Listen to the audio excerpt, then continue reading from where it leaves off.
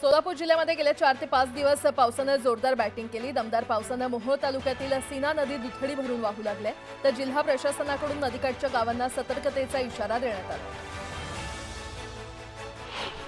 पुण्यात गेले काही दिवस सातत्याने पाऊस पडतोय, मात्र बुधवारी पावसाने विश्रांती घेतली होती। पुढील 2 दिवस घाट परिसरात मुसळधार पावसाची शक्यता आहे आणि त्यानंतर शुक्रवारपासून हलक्या पावसाचा अंदाज हवामान खात्याने वर्तवला। भिवंडीत बरसलेल्या मुसळधार पावसामुळे घरात पाणी शिरले आणि त्यामुळे अन्नधान्यासह संसार उपयोगी साहित्याचं मोठ्या प्रमाणात नुकसान झालंय। त्यामुळे पुन्हा एकदा पालिकेच्या नालेसफाईचा दावा फोल ठरलाय। बार्शी तालुक्यातील तडवळे गावातील प्राथमिक आरोग्य केंद्राच्या भिंतीला मोठ्या भेगा पडल्यात। मुसळधार पावसामुळे इमारतीला तडा गेल्याचा अंदाज वर्तवण्यात येत असून कर्मचाऱ्यांसह रुग्णांमध्ये देखील भीतीचं वातावरण आहे। अहिल्यानगर जिल्ह्यातील अनेक तालुक्यांमध्ये जोरदार पावसाच्या सरी बरसलेल्या आहेत। कोपरगाव, राहाता आणि अकोले तालुक्यातील धरण पाणलोट क्षेत्रात कोसळणाऱ्या पावसामुळे भंडारदरा, निळवंडे या धरणासह मुळा धरणाच्या पाणी पातळीमध्ये वाढ झाली। शिरूर तालुक्यातील करंदी इथे ढगफुटी सदृश पाऊस झालाय। ओढे नाले दुथडी भरून वाहत आहेत, तर या पाण्यातून दुचाकीस्वार आपला जीव धोक्यात घालून प्रवास करतायत। पाण्यातून प्रवास करू नका असं आवाहन करण्यात आले, तरीही स्थानिक आपला जीव धोक्यात घालतायत। गुहागरला पावसाने झोडपून काढले। वादळी वाऱ्यासह झालेल्या पावसामुळे झाडं उन्मळून पडली, त्यामुळे वाहतूक विस्कळीत झाली होती। नागपूर शहरातील विविध भागात विजांच्या कडकडाटासह वादळी वाऱ्यासह पुन्हा पाऊस झाला। अर्धा तास झालेल्या पावसामुळे जनजीवन विस्कळीत झाले। शहापूर तालुक्यात विश्रांतीनंतर पुन्हा पावसाने हजेरी लावली। पावसामुळे उन्हाळी भात शेतीला फटका बसला असून शेतीचं मोठं नुकसान झालं। वाशिमच्या मंगरुळपीर तालुक्यात वादळी वाऱ्यासह जोरदार पाऊस झाला। वादळी वाऱ्यामुळे 25 ते 30 शेतकऱ्यांच्या सोलर पंपाच्या पॅनेलचं मोठं नुकसान झालं। पावसामुळे डोंबिवलीतील एमआयडीसी भागात पाणी शिरलंय। नाले तुंबल्यामुळे नाल्यांमधील पाणी रस्त्यावर आलंय, त्यामुळे रस्त्यांवर पाणीच पाणी पाहायला मिळतंय। बीडच्या आष्टी तालुक्यातील पाटसरा इथे पावसामुळे तब्बल 10 एकरावरील केशर आंब्याच्या बागेचं नुकसान झालंय। दरम्यान आपली व्यथा सांगताना मुक्ताबाई गजे या महिला शेतकऱ्याला अश्रू अनावर झाले। मुंबई नाशिक महामार्गावरील भिवंडीच्या रांजनोळी नाक्याजवळ रस्त्यावर पाणी साचलं आणि त्यामुळे वाहन चालकांना मोठी कसरत करावी लागली। अकोला जिल्ह्यामध्ये वादळी वाऱ्यासह झालेल्या पावसामुळे फळबागांचं मोठं नुकसान झालंय। वादळी वाऱ्यानं शेतातील लिंबू अक्षरशः उपटून पडले। जालन्यामध्ये घनसावंगी तालुक्यामध्ये झालेल्या मुसळधार पावसामुळे नदी नाल्यांना पूर आला। दरम्यान चरण्यासाठी सोडलेले बैल घरी जाण्यासाठी निघाले असता शेतकऱ्यांना पुरातून बैलांना घेऊन जाण्याचा प्रयत्न केला, मात्र बैल पुराच्या पाण्यात उतरायला तयारच झाले नाही। मुंबई गोवा महामार्ग पुन्हा पहिल्याच पावसात खड्ड्यात गेलेला आहे। महामार्गावर ठिकठिकाणी खड्डे पडलेत आणि त्यामुळे वाहन चालकांना मोठा त्रास सहन करावा लागतो। सातारा जिल्ह्यातील माण तालुक्यात पावसाचा जोर पाहायला मिळतोय, तर पळशी येथील बंधाऱ्यावरून चालत निघालेला व्यक्ती पाय घसरून वाहून गेला। पोलीस आणि स्थानिकांकडून शोध सुरू आहे।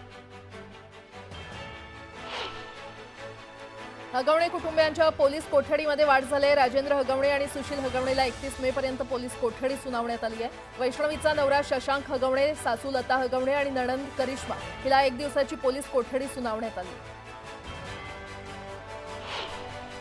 हगवण्याच्या वकिलाकडून वैष्णवीच्या चारित्र्यावर संशय घेण्यात आला। वैष्णवी एका व्यक्तीसोबत चॅट करायची, ते घरच्यांनी पकडलं होतं असा युक्तिवाद आरोपीच्या वकिलांनी कोर्टात केला। हगवणेंच्या वकिलांचे वैष्णवीवरील आरोप कसपटे कुटुंबानं फेटाळून लावले। चॅटिंगची कोणतीही घटना झाली नाही अशी माहिती वैष्णवीच्या काकांनी दिली आहे। पत्नीला 2-4 कानाखाली मारणं म्हणजे छळ होत नाही असा अजब युक्तिवाद हगवणेच्या वकिलांनी कोर्टात केला।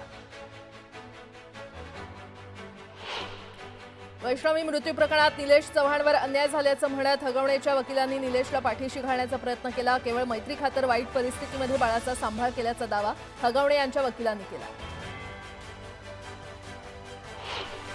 हगवणेच्या वकिलाला कांशिलात लावणाऱ्याचा सत्कार करणार अशी पोस्ट रोहिणी खडसे यांनी एक्सवर केली आहे। हगवणेच्या वकिलाकडून वैष्णवीच्या चारित्र्यावर संशय घेण्यात आला, यावरून रोहिणी खडसे यांनी संताप व्यक्त केला आहे। गेल्या 45 वर्षांमध्ये पहिल्यांदाच मान्सून विदर्भात दाखल झालाय। पावसाची चातकाप्रमाणे वाट पाहणाऱ्या बळीराजाला देखील पावसामुळे दिलासा मिळालाय। राज्यात सर्वदूर पावसानं धुमाकूळ घातलाय, त्यामुळे शेत शिवारात चिखल झाल्यानं खरीप हंगामपूर्व मशागतींचा खोळंबा झालाय। त्यामुळे यंदा खरीपाच्या पेरण्या लांबणीवर पडण्याची चिन्ह आहेत। मे महिन्यामध्ये सुरू झालेल्या पावसाचा फटका पालेभाज्यांना बसलाय। पावसाच्या पाण्यानं पालेभाज्या खराब होण्याचं प्रमाण वाढलं असून किरकोळ बाजारामध्ये भाज्यांच्या दरात 10 ते 20 रुपयांनी वाढ झाली। राज्यातील बाजार समित्यांमध्ये गव्हाची आवक काहीशी वाढली असून दर काही ठिकाणी स्थिर तर काही ठिकाणी किरकोळ चढ उतारात दिसून आलेत। बाजारात 11,865 क्विंटल गव्हाची आवक झाली तर 2,784 रुपये प्रति क्विंटल दर मिळाला। राज्यातील काही बाजार समित्यांमध्ये कांद्याच्या दरात काहीशी सुधारणा होताना दिसून येते। सोलापूर बाजारात लाल कांद्याला कमीत कमी 100 रुपये तर सरासरी 1150 रुपये आणि लासलगाव बाजारात उन्हाळ कांद्याला कमीत कमी 500 रुपये तर सरासरी 3,600 रुपये दर मिळाला।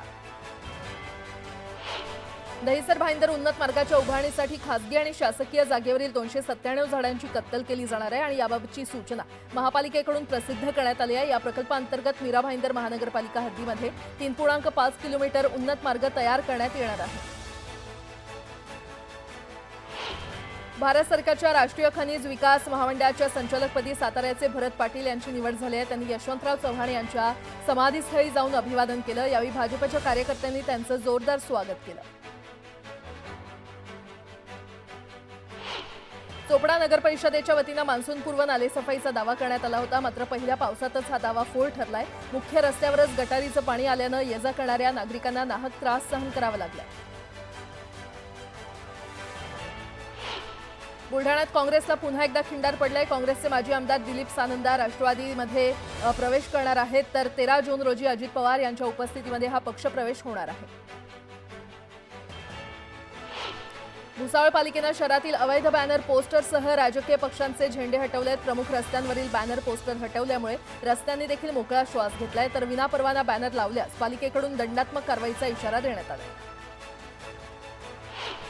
दापोली नगरपंचायत नगराध्यक्षपदी कृपा घाग यांची वर्णी लागलेली आहे आणि त्यामुळे शिवसेना उद्धव ठाकरे गटाला मोठा धक्का बसलाय, कारण कोकणातील एकमेव नगरपंचायत उद्धव ठाकरे शिवसेनेकडे होती। शिंदे शिवसेनेनं ताब्यात घेतल्यानं उद्धव ठाकरे शिवसेनेची पाठी कोरी झाली आहे। इयत्ता 11वीच्या ऑनलाईन प्रवेश प्रक्रियेमध्ये बुधवारपर्यंत पुणे विभागातील 97,173 विद्यार्थ्यांनी नोंदणी केलेली आहे। त्यात पुणे जिल्ह्यातील 60,204 विद्यार्थ्यांचा समावेश असून पहिल्या फेरीचे अर्ज भरण्यासाठी 3 जूनपर्यंतची मुदत देण्यात आली आहे। देशात पुन्हा एकदा कोरोना व्हायरसच्या रुग्णसंख्येमध्ये वाढ होताना दिसते। देशभरात सध्या 1200 सक्रिय रुग्ण आहेत आणि सक्रिय प्रकरणांच्या बाबतीत महाराष्ट्र दुसऱ्या क्रमांकावर आहे। इथे 325 रुग्ण आहेत आणि यापैकी 146 रुग्ण एकट्या मुंबईमध्ये आहेत। पुण्यात गेल्या काही दिवसांमध्ये कोरोनाबाधित रुग्ण आढळून येत असल्यानं आरोग्य विभागानं नवीन मार्गदर्शक तत्त्वे जारी केली आहेत। या नव्या उपचार पद्धतीनुसार उपचारात बदल करण्यात आलेले आहेत आणि रुग्णालयामध्ये भरती झालेल्या कोरोना रुग्णांना 3 ते 5 दिवस रेमडेसिवीर वापरण्याच्या मार्गदर्शक सूचना महापालिकेकडून जारी करण्यात आल्या। व्यवस्थापन पदवी अभ्यासक्रमाच्या प्रवेश परीक्षेचा निकाल बुधवारी संध्याकाळी राज्य सामायिक प्रवेश परीक्षा कक्षातर्फे जाहीर करण्यात आला। या परीक्षेमध्ये 7 विद्यार्थ्यांनी 100% मिळवलेले आहेत। ठाणे जिल्ह्यातील मीरा भाईंदर येथील इस्टेट इन्व्हेस्टमेंट प्रायव्हेट लिमिटेड कंपनीकडे असलेल्या सुमारे 8,994.68 एकर सरकारी जमिनीचं वर्ग 2 मध्ये रूपांतर करण्याचा निर्णय महसूल खात्यानं घेतलाय। महसूल मंत्री चंद्रशेखर बावनकुळे यांनी याविषयीचे निर्देश दिले।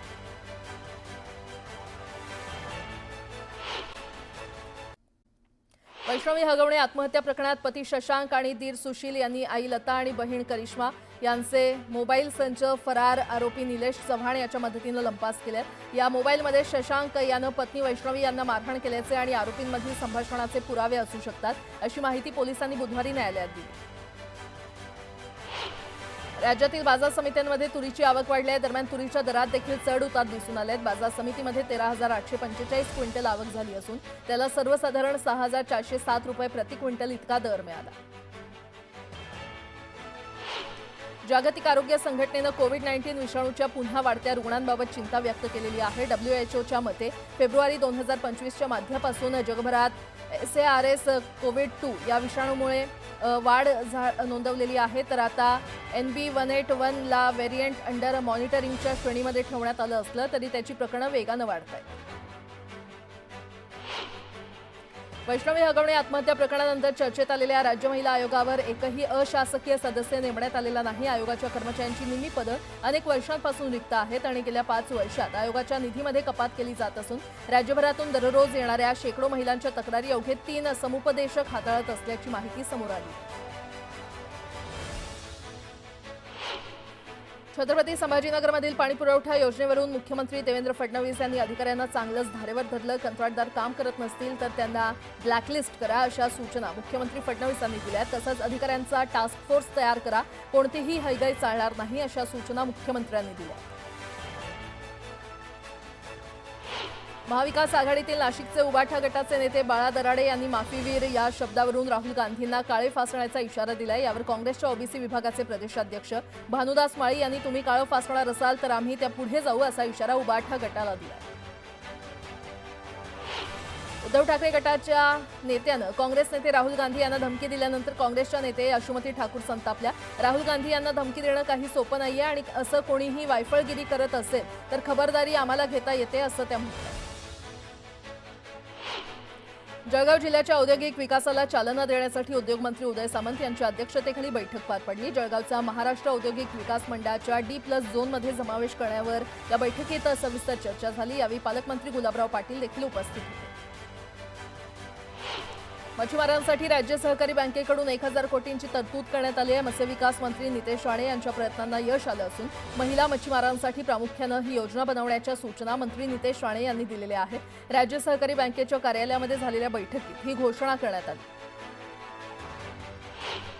हिऱ्यांची अंगठी चोरणाऱ्या कामवालीला पश्चिम बंगालमधून अटक करण्यात आली आहे। मरिया सुका ही महिला नागपूरच्या विनायक नगर येथील नुपूर अग्रवाल यांच्या घरी काम करायची। दरम्यान 18 मे रोजी मरियानं 2 हिऱ्याच्या अंगठ्या चोरल्या होत्या। धुळे सोलापूर राष्ट्रीय महामार्गावर बीडच्या गढी इथे 6 जणांच्या मृत्यूचं कारण ठरलेल्या टेम्पोचा अहवाल आरटीओ विभागानं सादर केलाय। उड्डाणपूल उभारणीमध्ये तांत्रिक चुका झालेल्या आहेत। ज्या ठिकाणी हा अपघात झाला त्या ठिकाणी 2 उड्डाणपूल एकत्र जोडले गेलेत आणि त्यामुळे या ठिकाणी पाणी साचतं। हे पाणी वाहनांच्या काचांवर आल्यानं अपघाताचा धोका वाढतो असं अहवालामध्ये स्पष्ट करण्यात आलं।